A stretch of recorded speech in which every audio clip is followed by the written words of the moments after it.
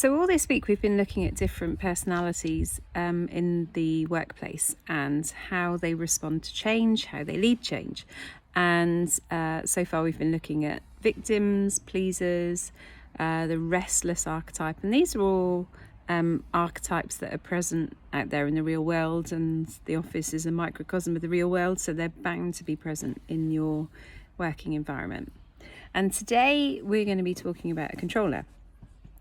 So I've got three very strong saboteurs, archetypes of my own: restless, hyperachiever, and controller.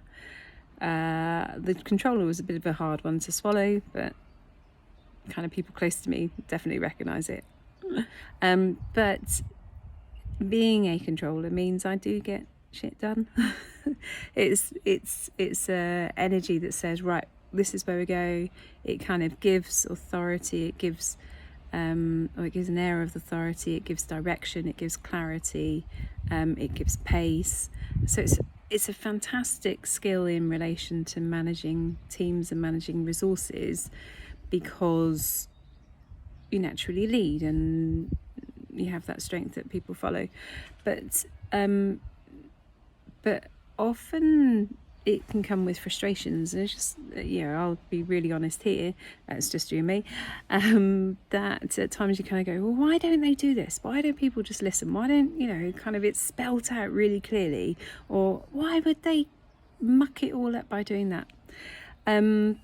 I've lost time in my life mulling those things over, and I've learnt that that controller's great in terms of overall direction, but kind of the tighter the grip, the tighter the control, the more tension that you have. So do that experiment. It's just like clench your fists, like cling it tight.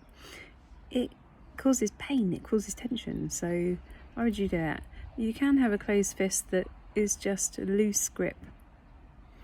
And the same is true for your management style, really. So you can have the desire and the structure for control, for a clear plan, a clear direction, accountability. Those are all really important elements to keep the momentum going. But you can build in ways to relinquish control. One of the first steps is to think about all the things that you are controlling and whether or not you need to control them. So, for example, do you need to be in charge of the stationery budget? Do you need to decide what size the post-its are? I know that sounds like a really trivial example, but in some control environments, that it's held so tightly by a manager that other people don't get involved or have to ask permission. And don't feel trusted, don't feel valued, don't feel listened to. So one area is to think about, which decisions do I really need to make, and which decisions can I let go of? Do I need to choose the colours of the walls, for example? Do I need to choose the colour of the post-its? What can I release? The second area is around how you can, when you're bringing about change, when you're bringing about new processes, how you can look at what I describe as parameters instead of rules. The more that you can kind of have a rule that is within parameters, the more you allow flexibility, creativity, challenge. You're not going to be able to design the perfect system for every single scenario, mainly because human beings are generally involved in either in the receipt of the service or in the delivery of the service or in any aspect of that. And so that brings a complexity that you can't possibly design for. So if you're able to work within parameters, then you're able to encourage your team to do the same, to understand, embrace those parameters. And where you get involved as a manager is if you go over or if you go under, not all of the stuff in between. So the other tip is really around kind of how you create a team environment that enables challenge and feedback and engagement in decisions. And this is probably the hardest one for a lot of controllers who feel that kind of they've been chosen as leaders or put in a position of leadership or management, and they have to be strong leaders, and strong leaders means that you have to direct.